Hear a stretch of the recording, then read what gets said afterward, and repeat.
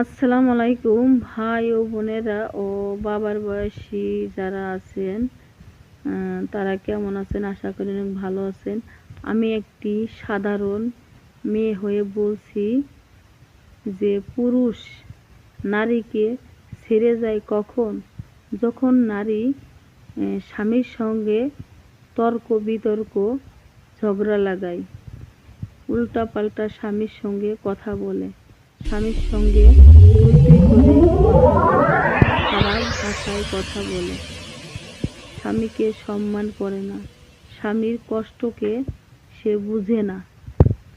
স্বামী যে কত কষ্ট করে তাদের জন্য রিজিক আনতেছে, তারা যে খাচ্ছে, তারা কিন্তু এই মূল্যটা স্বামীকে দেয় না।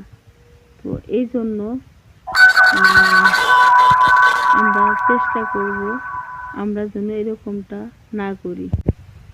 একটা পুরুষ তার স্ত্রী যতই কালো হোক, চেহারা অসুন্দর হোক, কিন্তু তাকে কিন্তু সহজে তালাক দেয় না। কারণ তালাক দেয় তার মুখের খারাপ ভাষায়, খারাপ ব্যবহারে। স্ত্রীকে মন থেকে দূরে সরিয়ে দেয়, কারণ তার মুখের ভাষায়, খারাপ ভাষায় এবং খারাপ আচরণে।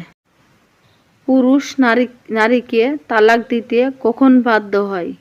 যখন স্বামীর মুখে মুখে তর্ক করে, ঝগড়া করে, স্বামীকে তুই করে খারাপ ভাষায় কথা বলে, তখন কিন্তু স্বামী বাধ্য হয় স্ত্রীকে তালাক দিতে।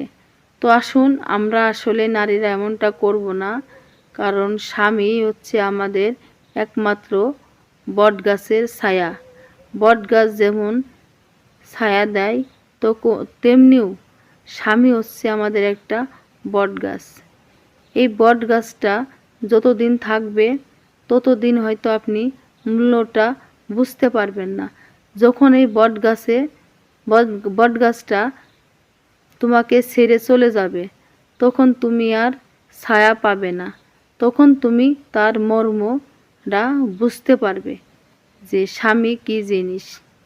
তো যার স্বামী আছে তারা হয়তো বুঝেন না, আর যারা স্বামী ছাড়া আছেন তারা স্বামীর কষ্টটা বুঝতে পারেন, স্বামীটা কী জিনিস।